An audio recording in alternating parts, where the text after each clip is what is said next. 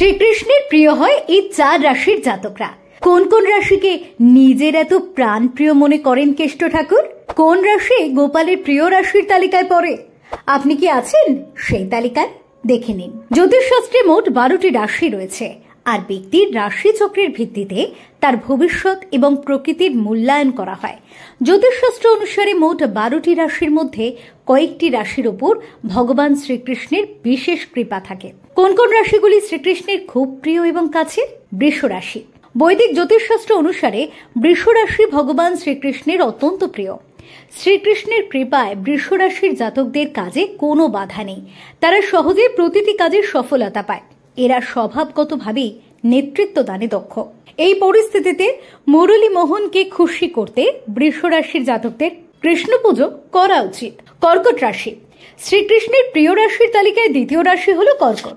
শাস্ত্রমতে গোপালের আশীর্বাদে এই রাশির জাতকরা মৃত্যুর পর মোক্ষ লাভ করে। ধর্মীয় নিয়ম পালন করলে, সকলের উপর বিশ্বাস প্রদর্শন করলে এই রাশির জাতকদের কখনো পিছন ফিরে তাকাতে হয় না। শ্রীকৃষ্ণের আশীর্বাদে সর্বদা ইতিবাচক ফলাফল লাভ করেন এই জাতকরা। এরা রাধা রানীর পুজো করলে সর্বশ্রেষ্ঠ ফলাফল লাভ করতে পারেন। সিংহ রাশি।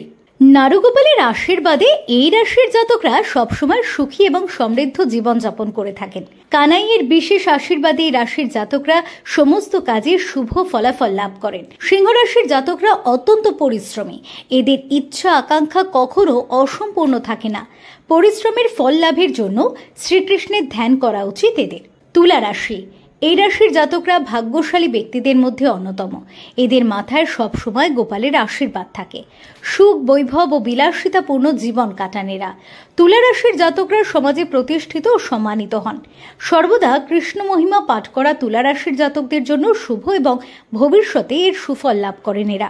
উল্লেখ্য, কৃষ্ণের পুজো করার পাশাপাশি কিছু জ্যোতিষ উপায়ের মাধ্যমে তাকে খুশি করা যেতে পারে। শ্রীকৃষ্ণের অপর নাম মাখন চোর, তাই মাখন তার অত্যন্ত প্রিয়।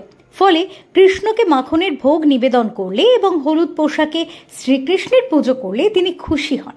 তবে সব দেবতার ক্ষেত্রে শুদ্ধ মনে তার আরাধনা করা কিন্তু অত্যন্ত গুরুত্বপূর্ণ। এই তথ্যের যদিও মান্যতা দেয় না talk to time. Bureau report, talk to time.